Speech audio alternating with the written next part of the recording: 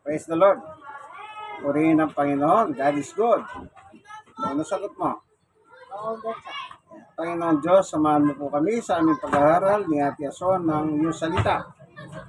Tulungan mo po kami, buksan mo ang puso at isip namin upang paginabangan namin ang iyong salita, sapagkat ang iyong salita ay pagkain ng aming kaluluwa.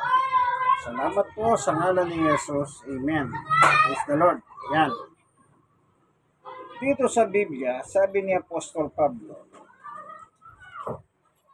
nung araw na hindi pa siya Pablo, ang pangalan niya, Timoteo pa lang, ito ang kanyang pinagtapat nung siya apostol na. Unang Timoteo chapter 1 verse 12. Nagpapasalamat ako sa ating Panginoong Yesukristo na nagbigay sa akin ng lakas dahil itunuring niya akong karapat-dapat na maglingkod sa Kanya. Ibig sabihin, hindi siya karapat-dapat pero ginawa siya karapat-dapat. 13. Kahit na noong unay nilapastangan, ninosig at nilalait ko siya. Sinong nilalait? Si Jesus. Sa kabila nito'y nahabag sa akin ng Diyos, sapagkat hindi ko nalalaman ang aking ginagawa noong ako'y hindi pa sumasampalataya. Yan ang pagtatapat ni Pablo. Pablo na siya rito. 14. Pinasagana sa akin ang kagandang loob ng ating Panginoon at ipinagkaloob niya sa akin ang pananampalataya at pag-ibig na natatagpuan sa ating pagkikipag-isa kay Kristo Jesus. Yan. Ito yung pagtatapat ni Pablo. Na ano daw siya? Hindi siya nararapat pero ginawang dapat siya ng Diyos. Kaya pala siya nung araw, pumapatay siya sa kawalan niyang pananampalataya kay Jesus. Yan ang pagtatapat niya. Ito naman, tignan natin, nung hindi pa siya apostol. Ano bang klaseng tao itong si Pablo nang hindi pa siya apostol? Tignan natin dito sa gawa, yung enkwentro nila ni Jesus sa Damascus. Damascus journey. Ito. Ganito ang nakalagay. Tignan natin, ano?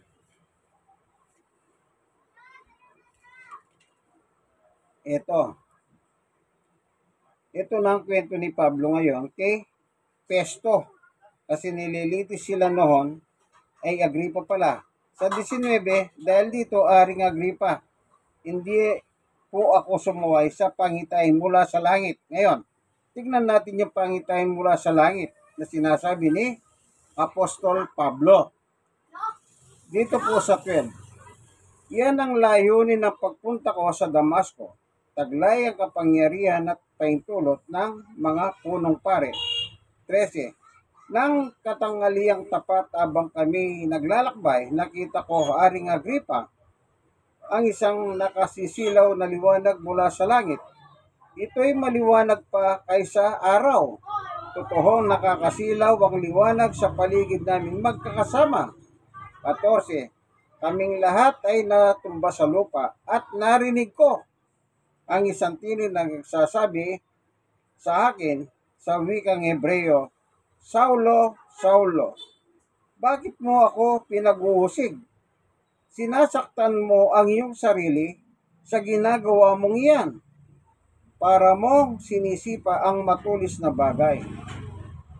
At tinanong ko, sa verse 15, at tinanong ko, sino po kayo, Panginoon?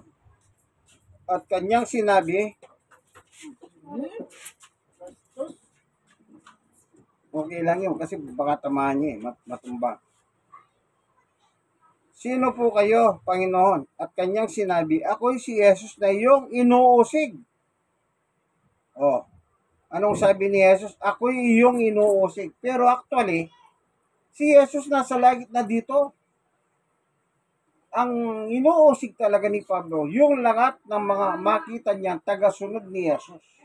Sila ang inuusig. Pag palausigin mo yung mga Kristiyano, sa panahon ni Pablo, si Jesus pala mismo ang inuusig mo. Kaya, iwan muna natin. Balikan natin yung testimony niya sa Timoteo. Anong sabi niya?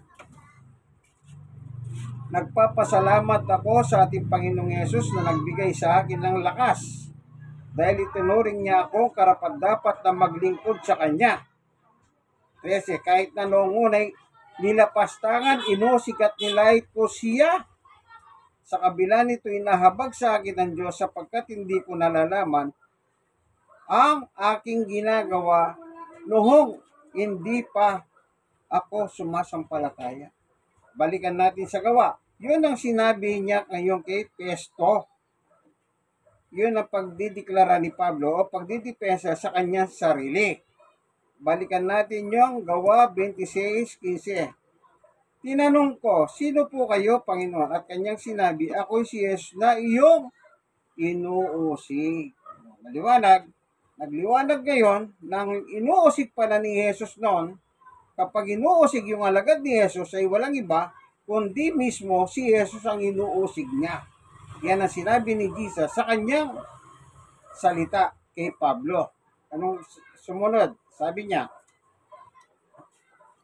tumayo ka sa verse 16. Nagpakita ko sa iyo upang italaga ka bilang aking lingkod at magpapatuto tungkol sa mga nakita mo ngayon at sa mga ipakikita ko pa sa iyo. 17. Ililigtas kita mula sa mga babayan mong Hudyo, gayon din sa mga hentil kung saan kita isusuko. 18. Imumulat mo ang kanilang mga mata, ibabalik sila sa kaliwanagan mula sa kadiliman, ililigtas sila sa kapangyarihan ni Satanas at ibabalik sa Diyos, at sa pamamagitan ng pananampalataya nila sa akin, sila'y patatawarin sa kanilang mga kasalanan at mabibigyan ng lugar kasama ng mga taong ginawang banal ng Diyos. Amen. Ito na ngayon ang sinasabi niya o kinukwento niya kay Festo habang sinuusig ng korte ng mga Hudyo. Hindi ko tinanggihan ng pangitahin ko sa langit. Ano yung pangitahin sa langit? Yan, si Jesus, siya ay nagpakita kay Pablo. Kaya, nung siya si Saulo, isa siyang kriminal, mamamatay tao. Pero kinahabagan siya ng Panginoong Diyos. Kaya magbuhat nung makonvert niya ni Jesus si Pablo, wala nang ginawa si Pablo kundi ipangaral na ang Panginoong Jesucristo. Tingnan natin yung salita niya pa. Sa Korinto, anong sabi ni Pablo? Sa 11. 1. Tularan ninyo ko gaya ng pagtulad ko kay Kristo. Anong sabi ni Pablo? Tularan niyo ako. Tutularan natin si Pablo yung kanyang pananampalataya kay Jesus. Huwag natin tularan si Pablo, mamamatay tao yan. Ibig ba sabihin, kailangan mamamatay tao muna tayo? Huwag. Iba yung panahon ni Pablo, iba yung panahon natin. Nung panahon niya, meron siyang sulat na dala-dala. Ang sabi niya, meron po ako sulat dala-dala galing sa mga punong pare. Binigyan karapatan si Pablo ng mga punong pare para usigin, patayin, ipabilanggo ang lahat ng Kristiyano sa kanyang panahon. Pero ngayon mo tularan niya, hindi rin magtatagal, lalabas ka lang ng bahay mo, baka patayin ka na rin ng tao. Iba panahon noon, iba yung panahon ngayon. Kaya wag natin tutularan yung kawalangyahan ni Pablo at tularan natin kay Pablo yung pananampalataya niya kay Jesus. Hanggang kamatayan, anong dala-dala ni Pablo? Si Jesus pa rin ang kanyang pinangangarap. Kaya isa rin siya sa mga nahatulan ng Roman government dahil sa pagsunod niya kay Jesus. Lahat na sumunod kay Jesus, pinarusahan sila ng kamatayan. At ito'y nangyari noong panahon ni Emperor Nero, emperor ng Roman government noon sa panahon niya. Ang hindi lang napatay ni Emperor Nero ay si Juan kasi itinapon doon sa isang bundok at doon na siya tumanda hanggang sa mamatay siya sa natural death. Pero the rest ng mga tagasunod ni Jesus ay pinagpapatay, sinusunog ng buhay, nilalagay sa cross, pinapako, at yung iba pinahaatak sa mga kabayo. Yung iba naman dinadala doon sa gladiator. at pakakawalan yung mga leon at ipakakain sila ng buhay. Ganon ang nangyari sa mga alagad ni Jesus. Sa panahon nila. Kaya tayo bilang tao, anong dapat natin gawin? Tularan natin si Pablo, yung pananampalataya niya kay Jesus. Balikan natin ang sinabi niya. Kinahabagan lang daw siya. Ayon sa sulat niya. Ang Diyos po nahabag talaga kung lalapit ka sa Kanya. Pero kung hindi, sayang. Unang Timoteo, chapter 1:12. Nagpapasalamat ako sa ating Panginoong Jesucristo na nagbigay sa akin ng lakas. Dahil itinuring niya ako karapat-dapat na maglingkod sa Kanya. 13. Kahit na noong unay nilapastagan, inosig at nilait ko siya. Sa kabila nito'y nahabag sa akin ng Diyos, sapagkat hindi ko nalalaman ang aking ginagawa noong ako'y hindi pa sumasampalataya. 14. Pinasagana sa akin ng kagandang loob ng ating Panginoon at ipinagkaloob niya sa akin ng pananampalataya at pag-ibig na natatagpuan sa ating pagkikipag-isa kay Kristo Jesus. 15. Totoo ang pahayag na ito at dapat paniwalaan ng lahat. O kita nyo, ano sabi ni Pablo? Totoo. Hindi siya nagsisinungaling. Totoo ang pahayag na ito. Si Kristo Jesus dumating sa sanlibutan upang iligtas ang mga makasalanan. At ako ang pinakamasama sa kanila. Kita nyo po, maraming masamang tao. Pero sabi ni Pablo, ako yung pinakamasama. Praise the Lord. Pinatawad siya ng Diyos, kinahabagan siya ng Diyos. Sa panahon natin, kung si Pablo ang pinakamasama, pinatawad, tayo pa kaya ang hindi patatawarin ng Diyos? So ano lang dapat natin gawin? Tularan natin si Pablo na tinularan niya si Jesus. Yung pagsunod po, yun ang tutularan natin hanggang kamatayan. Purihin ng Panginoon. Okay, sa 16. Ngunit akong pinakamasama ay kinahabagan. Kita nyo po, pinakamasama, kinahabagan, sabi niya. Upang ipakita ni Kristo Jesus sa pamamagitan ko ang kanyang lubos na pagtitiyaga at upang ito'y maging halimbawa sa mga sasampalataya at bibigyan ng buhay na walang hanggan. Naging halimbawa si Pablo. Maganda pong halimbawa yung kay Yan Pablo. naman yan. Mula sa kalagayang makasalanan, hindi karapat-dapat, ginawa pong karapat-dapat ng Diyos. Dahil po sa hawa ng Diyos sa Kanya. Purihin ng Panginoon. Yung bang nangyari kay Pablo, pwedeng mangyari sa atin? Opo. Lahat tayo masamang tao. Pero pag gagayain natin sa Pablo, sumampalataya sa kay Jesus, patatawarin tayo ng Diyos. Bakit? Si Pablo nga. Anong sabi niya? Ulitin ko Unang Timoteo 1:16. Ngunit akong pinakamasama ay kinahabagan. Lahat po kinakahabagan ng Diyos. Kung isusuko natin ang buhay natin sa Kanya sa pamamagitan ni Kristo. Tingnan natin sa isang talata po, no? Anong sabi ni Apostol Pablo? Babasahin natin. Sa Roma 9:16. Maliwanag kung gayon ng pasya ng Diyos ay nababatay sa kanyang habag at hindi sa kagustuhan o pagsisikap ng tao. Maliwanag. Nasa Diyos po ang kahabagan. Wala po sa atin. Paano mo mararanasan ang kahabagan ng Diyos? Simple lang.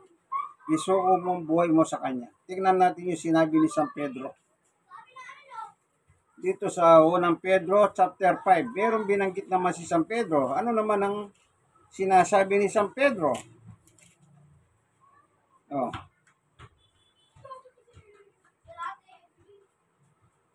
Dito sa unang Pedro 5:7. Ipagkatiwala ninyo sa Kanya, sa Diyos, ang inyong mga alalahanin sa buhay sapagkat siya'y nagmamalasakit sa inyo. Oh. Ano daw po ang Diyos? Mapagmalasakit, mahabagin Diyos. Kung isusuko natin ang buhay natin sa Kanya sa pamamagitan ng ating Panginoong Yesukristo. Kaya tandaan mo kaibigan, anong sama mo? Kahit anong sama mo, patatawarin ka ng Diyos. Bakit? Babasa pa tayo ng talata. Sabi pa rin, balik tayo sa unang Timoteo. Ano sabi ni Apostol Pablo? Unang Timoteo 2:4. Ito. O sa 3. Ito ang mabuti at nakalulugod sa Diyos na ating tagapagligtas. 4. Ibig niyang lahat ng tao ay maligtas at makahalam ng katotohanan ito. Oh. Si Pablo po may sabi, lahat ng tao. Kasi naranasan niya ang pagliligtas ng Diyos sa kanyang buhay. Kaya sinasabi niya, ang gusto ng Diyos, lahat tayo maligtas. Kaya ano pang ginagawa mo, kaibigan? Hindi pwede magpahandoy-handoy dito. Bakit ko sinabing ganyan? Ang kamatayan, walang nakakalam. Paano kung biglang dumating yung kamatayan? Hindi mo pa naisukong buhay mo kay Jesus. Paano ka? Oh. Papayag ka ba? Sa impyerno? Siyempre, pag hindi mo sinuko ang buhay mo, impyerno ka. Sabi ni Jesus. O, tingnan natin. Totoo ba na si Jesus mismo magtatapos sa impyerno sa tao? Yung mismong aral niya. Tingnan natin. Punta tayo sa sulat ni Juan 15:5. Sabi ni Jesus, ako ang puno ng ubas at kayo ang mga sanga. Ang nananatili sa akin, ako sa kanya. Ang siyang nagbubunga ng sagana. Sapagkat wala kayong magagawa kung kayo iwalay sa akin. Pag iwalay ka kay Jesus, talagang wala kang magagawa. Anong sabi ni Pablo? Pag iwalay kay Jesus. Efeso 2:12. Ito ano sabi ni Pablo. Luhoy nabubuhay kayo sa mundo na walang pag-asa at walang Diyos. Oh. Pag iwalay ka kay Jesus, anong sabi ni Pablo? Wala kang pag-asa, wala ka pang Diyos sa mundong ito. Sipin nyo, nabubuhay ka, pero wala ka na palang pag-asa. Kaya si Judas nung sabi niya, Judas, buti pang hindi ka na pinanganak. Bakit? Tinraidor niya si Jesus Kaya sabi niya, buti pang hindi ka na pinanganak. Nasawi si Judas. Bakit? Binenta si Jesus 30 pirasong pilak. Noong palang panahon ni Judas, talaga meron ako palang nagbebenta. Ang nagkataon, nagbinenta ni Judas, mismo ang tagapagligtas. Isipin niyo yan. Huwag niyo tulara si Judas. Kapag hindi niyo sinuko ang buhay niyo kay Jesus, Judas nga kayo. Hindi niyo man binenta, pero totoo, Judas ka. Kaibigan, walang personalan Biblical lang. Tuloy tayo. Anong sabi ni Jesus? Pag iwalay ka sa akin, wala kang magagawa. 6. Ito yung iwalay sa kanya. Ang hindi nananatili sa akin at gaya ng sanga ay tinitipon at natutuyo at ganoon nga. At ganong mga sanga ay tinitipon, iniaagi sa apoy at nasusunog. Yon. Without Christ, masusunog ka, sabi ni Jesus. Saan ka masusunog? Di natural sa impyerno. Impyerno po yan. Ibig sabihin, pag hindi ka sumuko kay Jesus, hindi mo pa sinuko ang buhay mo kay Jesus. Tingnan niyo po yung buhay ni Pablo. Masamang tao. Pinakamasama, sabi ni Pablo. Hindi niya sinabing masama lang ako. Ako yung pinakamasama. Pero ano sabi niya? Kinahabagan ako ng Diyos. Kaibigan, tandaan natin, darating si Jesus. Paano kung hindi mo pa sinuko ang buhay mo kay Jesus? Wala ka nang magagawa pag dumating na si Jesus. Kasi pag dumating na siya, yun na po yung kukunin na lang niya yung mananampalataya sa Kanya. Kaya hanggat buhay po tayo, malakas tayo, sampalatayanan natin si Jesus. Kung hindi nyo pa po sinusuko ang buhay nyo kay Kristo, panahon na upang isuko nyo ang buhay nyo. Kagaya ko, isa rin po akong hindi, nung araw, siyempre, hindi naman sa pagmamayabang, meron tayong konting trabaho, meron tayong konting kita, nabuhay din ako sa kalayawan sa buhay. Hindi naman po ako pumapatay. Nga lang, nung panahon na yun, parang ako na rin mismo pumapatay ng aking sarili. Bakit? Siyempre, dahil po sa bisyo. Oh, dahil sa bisyo. Yun pala, na-realize ko lang nung sumampalataya na ako kay Jesus, doon ko nalaman na yung ginagawa ko po pala nung nung araw, wala rin po palang kwenta. Pasimba-simba din ako, mahilig din ako magsimba, pero anong klaseng buhay ang ginagawa ko? Kamunduhan. Kasi po, sabi ko, may konting trabaho, may konting pera, medyo, yun po, kalayawan. Pero dumating sa akin si Jesus, anong ginawa ko? Tinanggap ko siya. Tinanggap ko. Magbuhat noon, binago ni Jesus ang buhay ko. Kayo rin babaguhin din ni Jesus ang buhay niyo. Magtiwala lang po kayo. Sumampalataya kayo. Magtiwala. Kagaya ni Pablo. Nang sumampalataya ako. No, doon niya po naranasan ang abagawa ng pating Panginoong Diyos. Ayan. Okay, anong sabi niya? Susunugin kayo sa impyerno. Yun pong masakit.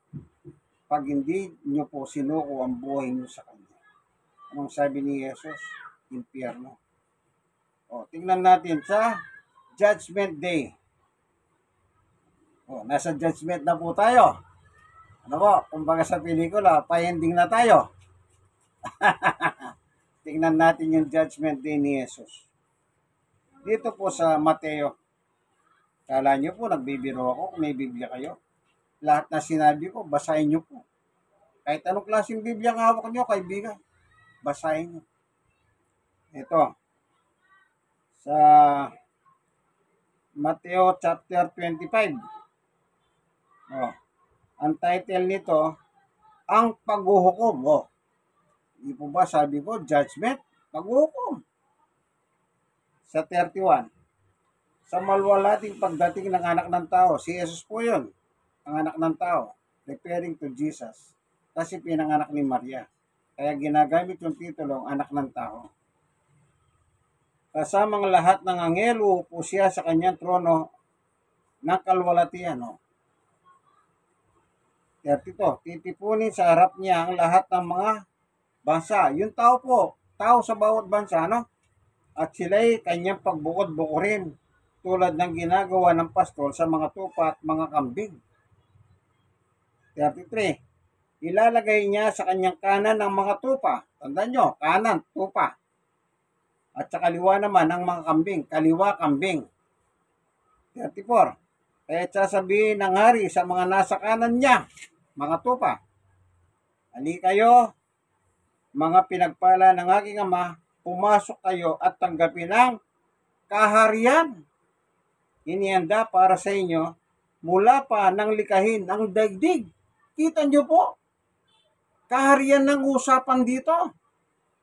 Anong sabi ni Jesus? Tanggapin nyo, pumasok kayo sa kahariang inihanda ng Diyos.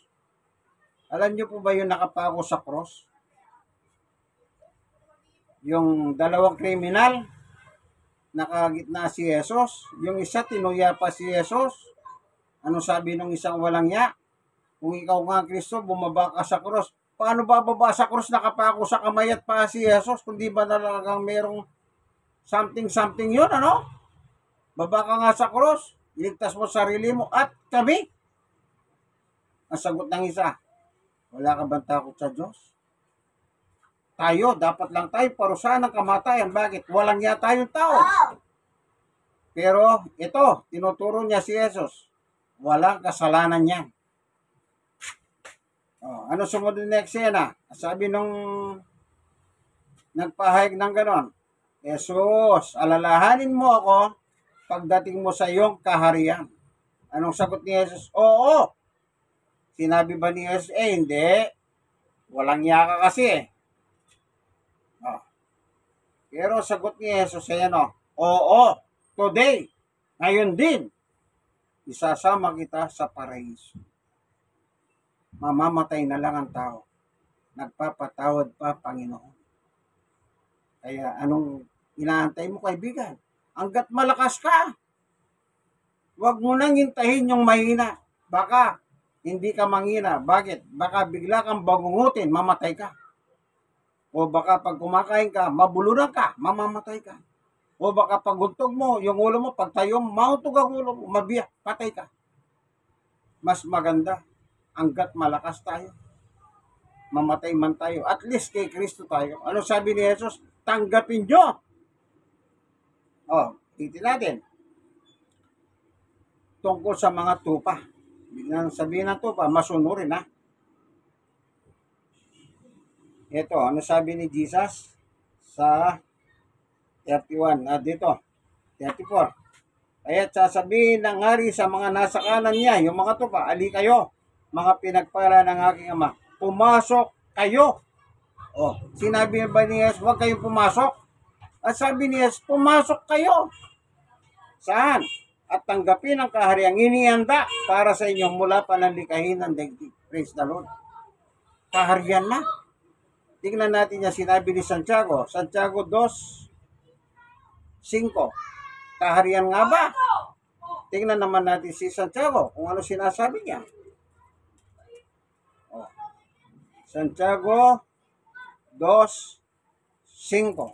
Ito po, ano? Pasisya na po kayo, wala tayong kodiko. Wala din akong manual, wala akong ano man. Diretso sa Biblia. Oh. Santiago 2:5. Mga kapatid, kung minamahal, makinig kayong mabuti. Hindi ba't pinili ng Diyos ang mahihirap sa mundong ito upang maging mayaman sa pananampalataya at maging kasama sa kaharian? Ipinangako niya sa mga umiibig sa Kanya. Oh, saan daw pupunta? Kaharian. Ipinangako pala kaharian. Hindi pala kayamanan. Kaharian. Saan po? Sa langit. Amen. Oh, di pareho ang aral ngayon. Turo ni Jesus, kaharian sa langit. Ano turo ni Santiago? Kaharian sa langit. Sino? Yung umiibig sa Kanya. Kung mahal nyo po ang Diyos, tanggapin nyo po si Jesus bilang hari at tagapagligtas ng inyong buhay. Darating na si Jesus, kaibigan. Hindi na po pwedeng pigilan yan.